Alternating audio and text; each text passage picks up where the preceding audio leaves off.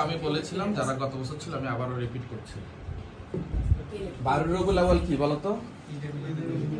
ঈদ মিলাদুন নবীর মিনিং কি? বাংলা কি? কেন?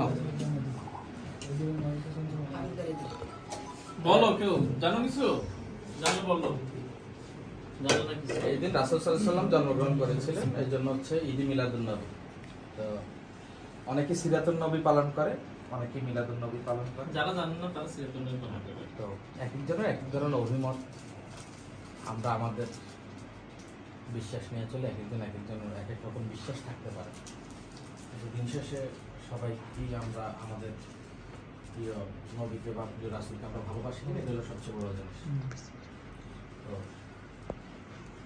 এই দিনটা হচ্ছে আমরা একটা দিন, রোজার ঈদ আমরা পালন করি। যারা 30টা রোজা রাখে তাদের জন্য হচ্ছে ঈদ উল ফিতর, রাইট? যারা তার প্রিয় পশুকে কোরবানি করে তাদের জন্য হচ্ছে ঈদ উল আজহা।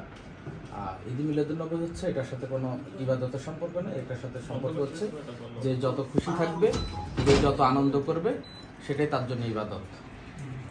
আর এটার জন্য রেফারেন্সও আছে অনেক।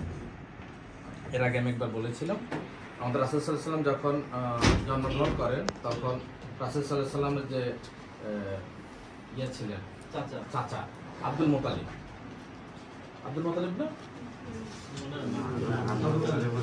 আবু তালেব যখন তার সবাই বসেছিলেন, যখন তার একজন দাসী আসে, দাসী এসে বলে যে আপনার তো ভাতিজা হয়েছে, তখন আবু তালেব